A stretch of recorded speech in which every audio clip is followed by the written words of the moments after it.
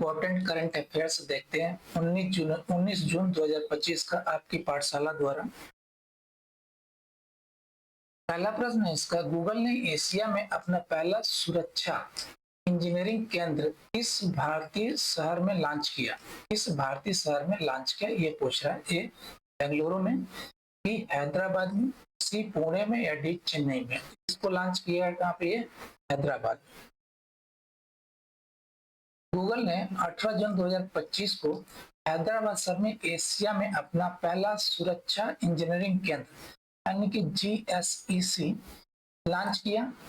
यह दुनिया भर में चौथा और एशिया प्रशांत क्षेत्र में पहला क्या है? सुरक्षा इंजीनियरिंग केंद्र है। तेलंगाना के मुख्यमंत्री ए रेवंत रेड्डी द्वारा उद्घाटन किया गया। यह केंद्र साइबर सुरक्षा और AI सुरक्षा केंद्र के रूप में कार्य करता है।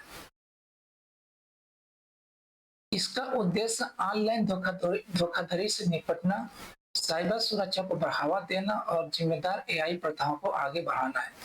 रियल टाइम स्कैम अलर्ट, धोखाधड़ी का पता लगाने वाली प्रणालियां और वाटर मार्किंग के लिए सिंथ आईडी जैसे उपकरणों के साथ हैदराबाद GSEC वैश्विक डिजिटल रक्षा और तकनीकी नवाचार में भारत की बढ़ती प्रमुखता को रेखांकित करता है। अगला प्रश्न है, 1 जुलाई 2025 से भारत में मेटा के प्रबंध निदेशक और प्रमुख के रूप में किससे नियुक्त किया गया? किसका? मेटा का। ठीक है। ए अरुण श्रीनिवास को, बी रमेश कुमार को, सी नितिन शेट्टी को या डी राजू मेनन को। किसको नियुक्त किया गया? ये अरुण श्रीनिवास को नियुक्त किया गया कि मेटा का प्रबंध निदेशक और प्रमुख के रूप में। अरुण श्रीनिवास को 1 जुलाई 2025 को भारत में मेटा के प्रबंध निदेशक और प्रमुख के रूप में नियुक्त किया गया है। इस महत्वपूर्ण भूमिका में वे भारत में भागीदारों और ग्राहकों के प्रभावी ढंग से सेवा प्रदान करने के लिए मेटा के व्यवसाय, नवाचार और राजस्व रणनीतियों को संरेखित करने के लिए जिम्मेदार होंगे। उनके नेतृत्व का उद्देश्य इस क्षेत्र में मेटा के व्यवसाय के दीर्घकालिक विकास को गति देना है, जिससे भारतीय बाजार के प्रति कंपनी की प्रतिबद्धता और मजबूत होगी।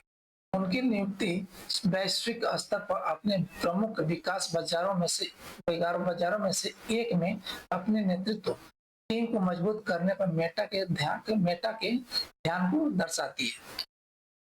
अगला प्रश्न है, ईरान इजराइल संघर्ष के बीच ईरान से अपने नागरिकों को निकालने के लिए भारत द्वारा शुरू किए गए अभियान का नाम क्या है? ए ऑपरेशन सूर्या, बी ऑपरेशन शक्ति, सी ऑपरेशन रक्षा या डी ऑपरेशन सिंधु। इस अभियान का नाम है ऑपरेशन सिंधु। ईरान इजराइल संघर्ष से उत्पन्न बढ़ते तनाव के बाद भारत ने ईरान से अपने नागरिकों को निकालने के लिए कौन सा अभियान चलाया? ऑपरेशन सिंदूर अभियान चलाया था। इस अभियान का उद्देश्य विशेष रूप से अशांत क्षेत्रों में भारतीय नागरिकों को सुरक्षा सुनिश्चित करना है। प्रारंभिक प्रयास का तहत तेहरान स्थित भारतीय दूतावास ने उत्तरी ईरान से 110 भारतीय छात्रों को सफलतापूर्वक निकाला और पड़ोसी आर्मेनिया में उनकी सुरक्षित यात्रा सुनिश्चित की। यह अभियान विदेशों में अपने नागरिकों की सुरक्षा के लिए अंतर्राष्ट्रीय संकटों का सामना करने में भारत के सक्रिय दृष्टिकोण को दर्शाता है, जो नागरिक कल्याण और संकटकालीन कूटनीति के प्रति उसकी दृढ़ प्रतिबद्धता को दर्शाता है। अगला प्रश्न देखते हैं, टीवीएस मोटर कंपनी ने हाल ही में किस देश में अपना iQube इलेक्ट्रिक स्कूटर लॉन्च किया, जिससे स्थानीय ईवी दोपहिया बाजार में प्रवेश हुआ? ए इंडोनेशिया में, बी वियतनाम में, सी थाईलैंड में या डी मलेशिया में। तो कहाँ पे इसको लॉन्च किया गया था? इंडोनेशिया में। टीवीएस मोटर कंपनी ने 17 जून 2025 को इंडोनेशिया में अपना iQube इलेक्ट्रिक मोटर लॉन्च किया, जो कंपनी की वैश्विक ईवी विस्तार रणनीति में एक महत्वपूर्ण कदम है। 29.9 मिलियन इंडोनेशियाई रुपया की कीमत वाला 29.9 मिलियन इंडोनेशियाई रुपया की कीमतों वाला iQube इंडोनेशिया के तेजी से बढ़ते इलेक्ट्रिक मोबिलिटी क्षेत्र को सहयोग प्रदान करने और देश के हरित परिवहन लक्ष्यों के अनुरूप है। इन स्कूटरों को पूर्वी कारवांग में स्थानीय रूप से असेंबल किया जाएगा, जिससे रोजगार, प्रौद्योगिकी हस्तांतरण और सतत विकास में योगदान मिलेगा। यह लॉन्च न केवल दक्षिण पूर्वी एशिया में टीवीएस की उपस्थिति को मजबूत करता है, बल्कि ईवी निर्यात में भारत के बढ़ते प्रभाव को भी दर्शाता है, खासकर उन उभरते बाजारों में जो तेजी से स्वच्छ मोबिलिटी समाधानों को अपना रहे हैं। अगला प्रश्न है, 18 जून 2025 को भारत ने किस देश के साथ कृषि सहयोग पर अपनी पहली संयुक्त कार्य समूह की बैठक आयोजित की? ए ब्राजील, बी दक्षिण कोरिया, सी यूक्रेन या डी ऑस्ट्रेलिया के साथ? तो ये देश क्या? ये यूक्रेन। 18 जून 2025 को भारत और यूक्रेन ने कृषि सहयोग पर अपने संयुक्त कार्य समूह की पहली वर्चुअल बैठक आयोजित की। ठीक है, किसके साथ? ये यूक्रेन के साथ हुआ था। यह बैठक कृषि क्षेत्र में द्विपक्षीय संबंधों को मजबूत करने में एक महत्वपूर्ण मील का पत्थर साबित हुई। इस वार्ता में डिजिटल कृषि, मशीनीकरण, पादप प्रजनन और खाद्य प्रसंस्करण जैसे प्रमुख क्षेत्रों पर ध्यान केंद्रित किया गया है। भारतीय अधिकारियों ने ई नाम और जलवायु अनुकूल कृषि रणनीतियों जैसे देश के नवाचारों पर प्रकाश डाला, जबकि यूक्रेन ने सहयोगात्मक अनुसंधान और प्रौद्योगिकी आदान प्रदान में गहरी रुचि दिखाई।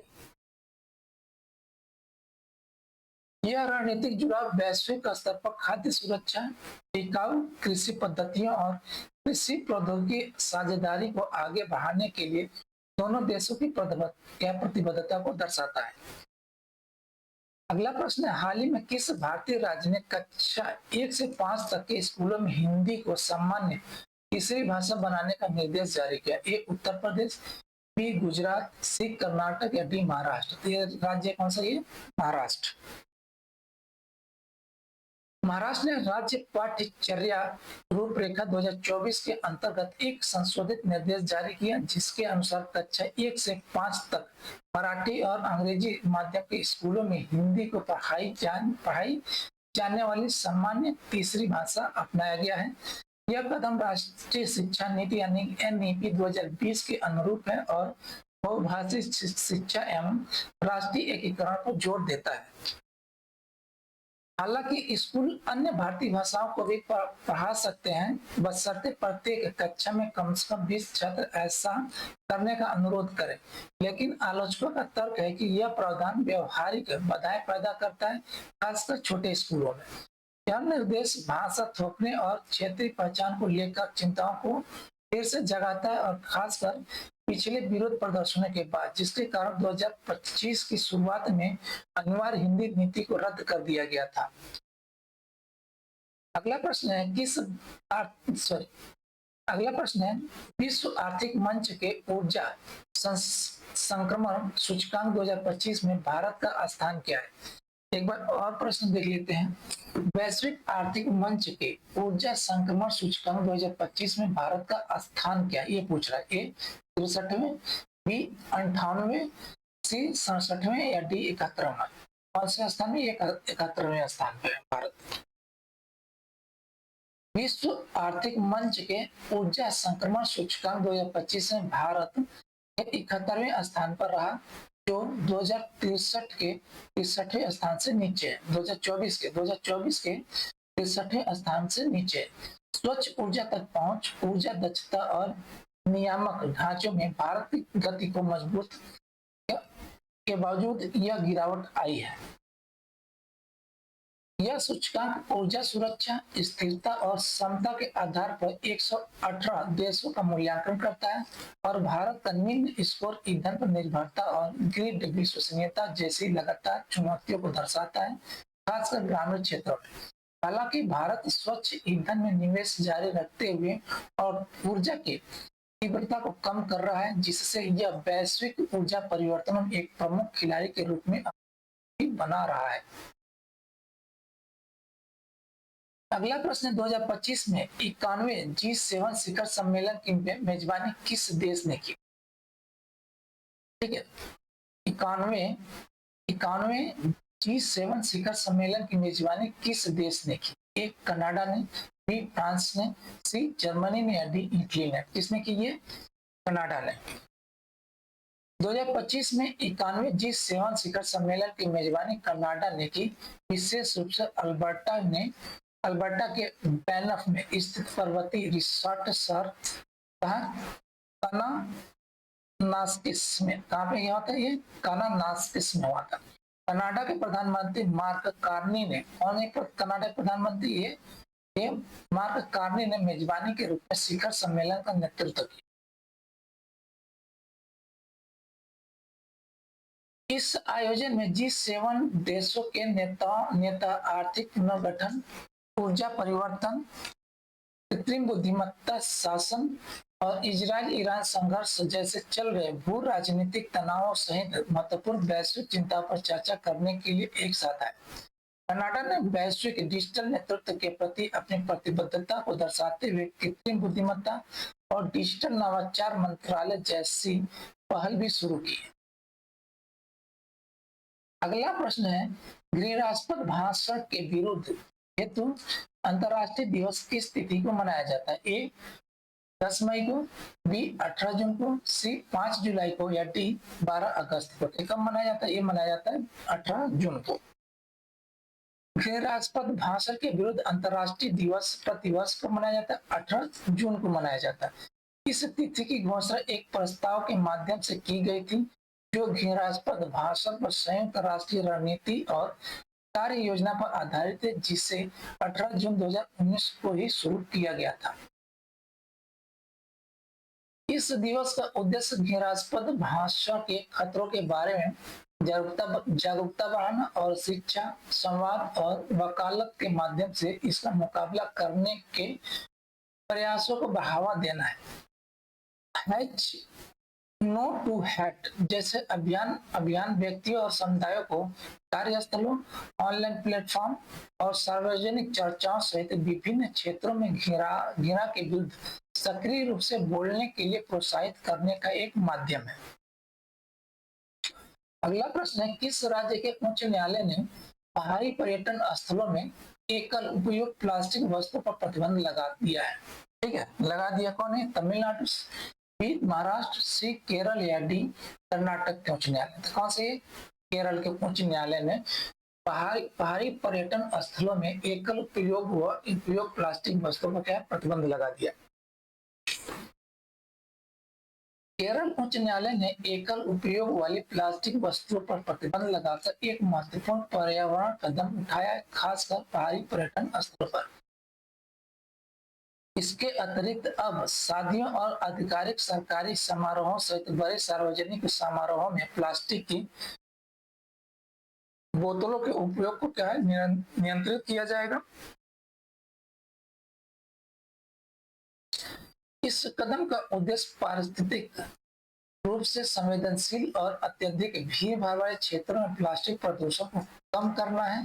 हालांकि न्यायालय ने यह स्पष्ट किया कि प्रतिबंध उन गैर बुने हुए पॉलीप्रोपाइलीन बैगों पर लागू नहीं होगा जिनकी न्यूनतम मोटाई 60 ग्राम प्रति वर्ग मीटर है।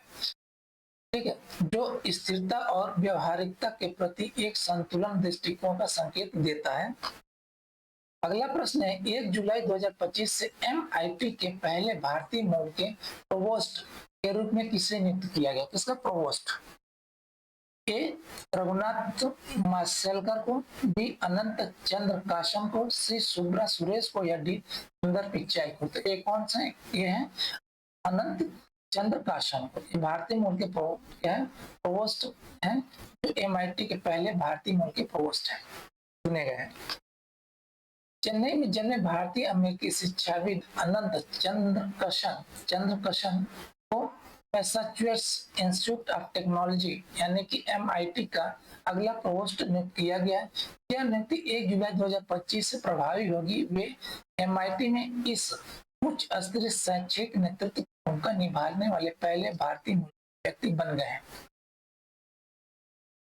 चंद्रकशन को ऊर्जा कुशल इलेक्ट्रॉनिक्स में उनके शोध और नवाचार एवं शिक्षा में उनके नेतृत्व के लिए अंतर्राष्ट्रीय स्तर पर मान्यता प्राप्त है। वे 2017 से MIT स्कूल ऑफ इंजीनियरिंग के डीन के रूप में कार्यरत हैं और उन्हें सुपर सुपर UROP और स्टार्ट MIT जैसी कई पहलों का नेतृत्व किया है। उनकी नियुक्ति MIT के शैक्षिक उत्कृष्टता, तकनीकी प्रगति और समावेशी नेतृत्व जोर को दर्शाती है। अगला प्रश्न, इकरा के अनुसार वित्त वर्ष 2026 में भारत की अनुमानित GDP वृद्धि दर क्या है? ए 6%, बी 6.5%, सी 6.2% या डी 5.9%। कितना है ये इसका जीडीपी है